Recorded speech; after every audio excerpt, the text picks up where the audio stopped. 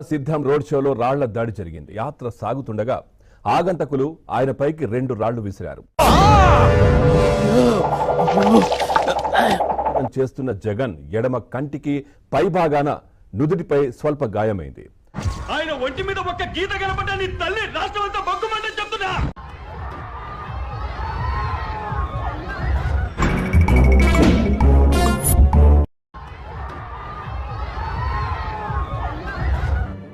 నా కళ్ళంట నీళ్ళు వస్తున్నాయంట్రా. అంటే కంటి మీద ఏ స్థాయిలో దాడి జరిగింది అంటే ఎంత టార్గెట్ గ్యాప్ ఇచ్చినందుకే నేను ఇరిటేట్ అవుతుంటే మళ్ళీ దానికి ఎక్స్ప్లెనేషన్ ఇస్తావేంట్రా? రక్తపు బొట్లు ఇవి గాయమైన తర్వాత బొట్ట ఇక్కడ రక్తం కారిన పరిస్థితి. వైఎస్ జగన్ సానుభూతి కోసం కావాలనే రాళ్ల దాడి చేయించుకున్నాడు అని వాగే వాళ్ళు కడుపుకి అన్నం తినడంలా పంది ఎరిగిన పెంట తింటున్నాడు. సపోజ్ నేను ఇక్కడ ఉన్నాను, ఇక్కడ నుంచి ఒక హైట్ లోకి నేను విసరాలి అనుకుంటే కనుక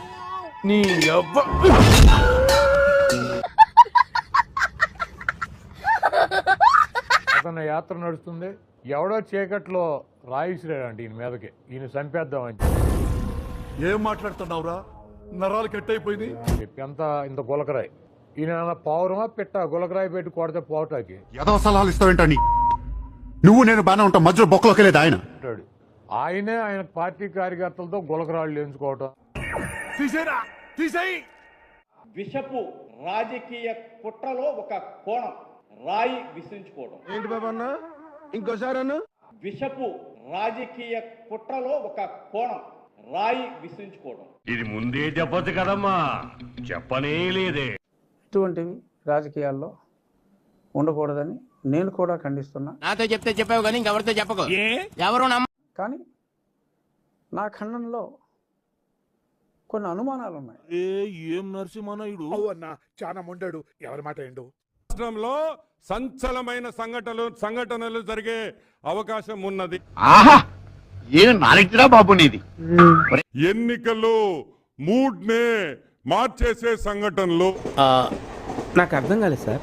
మొత్తం తారుమారవుతుంది, మొత్తం జగన్మోహన్ రెడ్డి వైపు చూస్తారు. బాబు గొప్ప సీక్రెట్ చెప్పారా నీకు దానవరా బాబు అని ఎవరు చెప్పారు? అవుతా శ్రీధర్ రెడ్డి జనరల్ గా చెప్పాను రా, నేను సీరియస్ గా తీసుకున్నాను.